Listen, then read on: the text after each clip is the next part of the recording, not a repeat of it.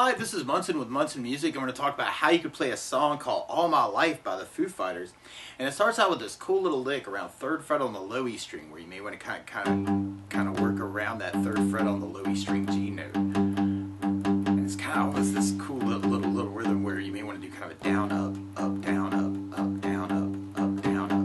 And the chord that would kind of back that up would be a G minor chord, actually, especially where the voice comes in. And if you know G minor, you do first finger across the entire 3rd fret, 3rd finger on the A string 5th fret, pinky on the D string 5th fret. And if you strum all those together, that sounds a G minor chord, and it sounds really, really sad. Now what you may want to do though, instead of doing G minor or the whole G minor, you can do just a G5 power chord, where you do first finger on the low E string on the 3rd fret, 3rd finger on the A string on the 5th fret, and if you strum the E and the A strings together, that sounds a G5 power chord. It sounds really, really powerful. And you may want to kind of try and match that rhythm actually kind of from that intro lick around that G5 power chord. Or you could even fill time and kind of make it more of kind of just an 8 down idea, kind of a muting idea through that part if you want to kind of work it that way. Or a lot of times with a song like this too, I like to use something called a strum pattern. So just to throw this at you too, you could kind of do a down, down, up, strum pattern on that too. That G minor down, down, up, down, up, down, down, up, down, down, down, up, down, down, down, up, down. Could be kind of another way to kind of work it through the tune. And then from there, where we kind of stay on that through our first verse is kind of just a vamp on that G5 power chord, or on the G minor. And then you'll hear this cool little lick come in that kind of becomes our second verse lick, where you play 1st or 3rd fret on the low E string with the first finger on the A string. And it's kind of like a little G minor chord actually when you play just those two notes together. And you kind of have this push on that, kind of working that rhythm. And then we go to a C5 power chord. And you could kind of do this as a C5 or C minor, where you do first finger on the A string on the 5th fret, 3rd finger on the D string on the 5th fret, and if you strum the A and the D strings together, that sounds a C5 power chord. Now the chord I would back that up with would be kind of a C minor chord if you're digging on the chords to kind of make it thicker. You could do first finger across the entire 3rd fret, 2nd finger on the B string 4th fret, 3rd finger on the D string 5th fret, and the pinky on the G string 5th fret. And if you strum all those together, that sounds a C minor chord, and that sounds really, really sad. And then from that part, we go back to kind of that lick with the 3 and 1 together. It's kind of like a little G and a B flat note. But then we go to a D flat 5 power chord, and we play D flat. First finger goes to the A string on the 4th fret, 3rd finger on the D string on the 6th fret, and if you strum the A and the D string together, that sounds a D flat 5 power chord. Or if you wanted to back that up with a chord, you could use a D flat major, where you do first finger across the entire 4th fret, 3rd finger over the D, G, and B kind of together to kind of sound a D flat major. So you could kind of work that with just that lick, kind of that G minor, C, G minor, D flat, G minor, C, G minor, D flat. Or if you're digging on the strumming, it's almost like you'd have the whole pattern on a G minor, and then you could kind of half a G minor and a C minor, and then going back to G minor with your whole pattern, and then kind of half in the G minor to a D flat.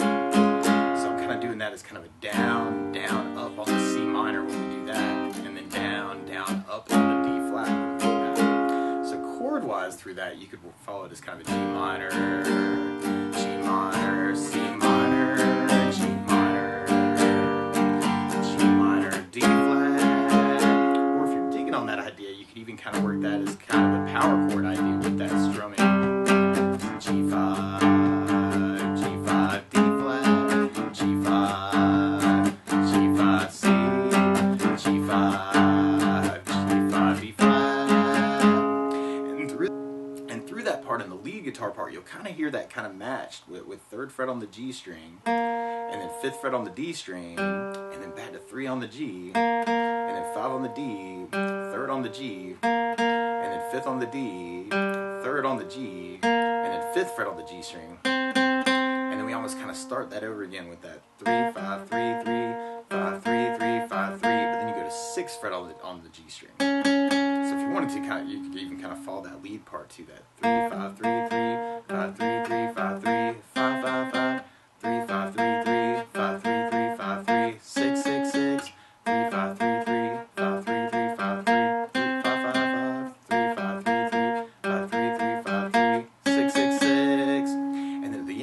verse, actually, we kind of go back to almost kind of our intro, kind of vamping on the G again, and to kind of set ourselves up for our chorus. And on our chorus, we go to an E flat 5, or an E flat major chord, where you play first finger on the A string 6th fret, third finger on the D string on the 8th fret, and if you strum the A and the D strings together, that sounds an E flat 5 power chord. Or if you wanted to back that up, you could back it up with an E flat major chord, where you do your bar across the entire 6th fret, third finger over the D, G, and B strings, and if you strum all those together, that sounds an E flat major chord. And then from the E flat, we go back to our G minor or our G5, but then we go to an E major chord, and we play E major. First finger goes to the G on the 1st fret, second finger on the A string 2nd fret, third finger on the D string 2nd fret, and if you strum all those together, that sounds an E major chord, and it sounds really happy. Now you may also want to gravitate towards just an E5 power chord, where you play just the E string and the A string together of that. Or you could put the first finger on the D string or A string 7th fret, third finger on the D string 9th fret, and kind of use that with the open E to kind of get an E5 power chord. And then from the E would be going to an F major, and you could do this as kind of a 1st fret bar, second finger on the G string 2nd fret, third finger on the A string 3rd fret, pinky on the D string 3rd fret, and if you strum all those together, that sounds an F major chord, and it sounds really, really happy. Or you could use an F5 power chord, where you do first finger on the low E 1st fret, third finger on the A string on the 3rd fret, and if you strum the E and the A string together, then that sounds an F5 power chord, and it sounds really, really happy, powerful. And then from the F would be going to a B flat major, which you could do as kind of 1st fret bar, third over the D, G, and B strings together, and that sounds a B flat major chord. Or you could use a B flat 5, where you do first finger on the A 1st fret, third finger on the D strings 3rd fret, and strum just the A and the D strings. Or if you wanted to, you could even kind of work that as a low E on the 6th fret, and then A string on the 8th fret is kind of a B flat power chord too, so you want to kind of play around with that too. So through the chorus, we got kind of E flat, E flat, G minor, G minor, E, F, E flat, E flat, G5,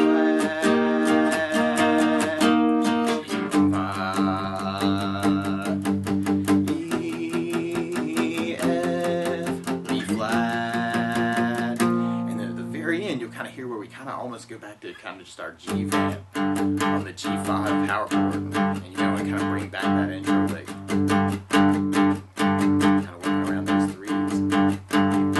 And then from there, then we'll be going back into our verse part, so we'll be back to kind of the G minor, C, G minor, G minor, D flat, G minor, C. Oh, and I'm using a cool little bar for the C.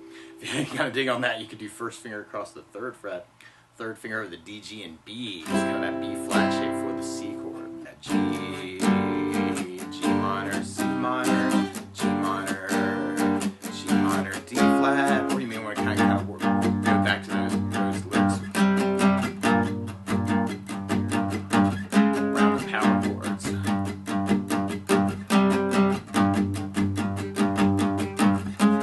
And after that verse, then we kind of go back into kind of our G5 break to kind of set up for our next chorus. And then we got our E flat,